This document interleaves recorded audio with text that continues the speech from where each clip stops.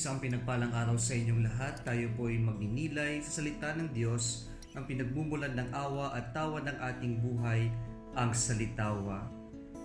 Ngayon pong Holy Wednesday ay traditionally tinatawag din po itong Spy Wednesday, sapagkat ang basihan po natin bakit ito ay tinatawag na Miyerkules ng pag-ispiya ay ang ating ebanghelyo ngayon, kung saan narinig po natin na si Judas Iscariote ay lumapit sa mga punong saserdote upang tanungin kung ano ang kaya nilang ibigay kapalit ng pagtulong niya na madakip ang ating Panginoong Jesucristo. Kaya po sa ating ebanghelyo ngayon, inalukan si Judas Iscariote ng 30 pieces of silver. At nang tinanggap ito ni Judas Iscariote, sabi sa ating ebanghelyo ngayon, pumasok na ang Satanas at si Judas Iscariote naghanap ng pagkakataon upang ipagkanulo ang ating Panginoong Jesucristo. 30 pieces of silver. Kung titingnan natin, kakarampot, parang walang halaga, parang insignificant.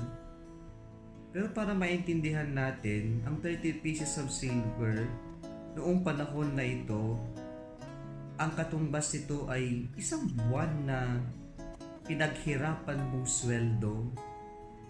Kaya medyo talagang pinagmahalaga rin ito na kung tutuusin ay makukuha mo lang ito kapag nagsusumikap ka.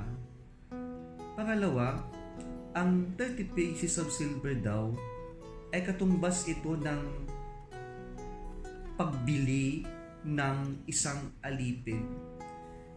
Kaya makikita natin na itong 30 pieces of silver ay parang ang Diyos naging isang alipin. Ang kanyang halaga ay ibinenta o ibinase sa pagbili ng isang alipin. Sapagkat noong panahon na ito, kapag mayroon kang kapangyarihan at kayamanan, pwede kang makabili ng alipin. At ang 30 pieces of silver ay simbolin ng isang halaga na kailangan ng isang tao para mabuhay, para makapag-survive. Kaya marahil ito ay napaka-insignificant na amount para sa isang buhay.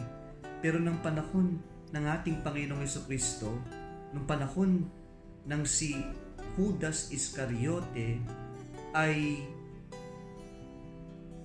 nagkadulo sa ating Panginoong Jesucristo, mayroong ding sinasabi ang 30 pieces of silver. Ano pong pinupunto ng ating Panginoong Jesucristo? Una, pinapakita sa atin ng Panginoon na tayo ay napaka mahalaga sa Panginoon natin. Na kahit na gaano tayo naging makasalanan at paulit-ulit na tumakbo palayo sa Kanya, ang Diyos, inalay niya ang kanyang sarili para lamang tubusin tayong lahat. Marami sa atin ang nag-aakala na ang buhay ay parang walang halaga. Ang bilis natin sukuan ang buhay natin, na para bang walang nagmamahal sa atin, walang nakakaunawa sa atin, pagod na tayo. Kaya gusto natin sumuko sa buhay. Gusto na lang natin mawala sa buhay. Pagod na tayong huminga, pagod na tayong mabuhay. Pero alalahanin natin, ang Diyos, ibinigay niya ang kanyang buhay para lamang sa ating lahat. At ma-appreciate natin ito na ganito kahalaga ang buhay natin at ganito tayo pinapahalagahan ng Diyos. Napakalalim ng pag-ibig ng Diyos sa atin.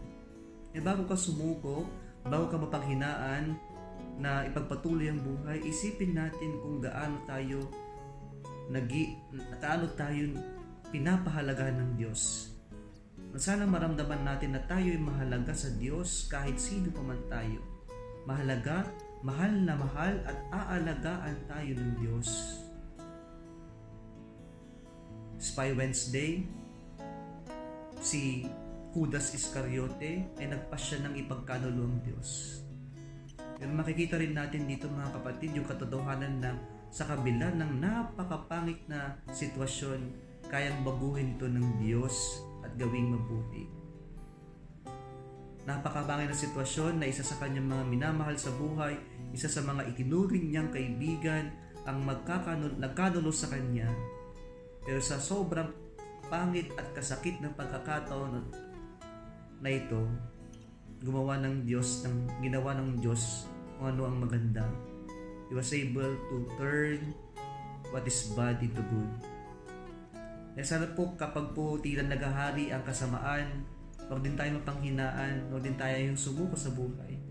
Alalahanin natin, mananaig pa rin ang kabutihan, magtatagumpay pa rin ang Diyos. Muli isang pinagpalang araw sa inyong lahat.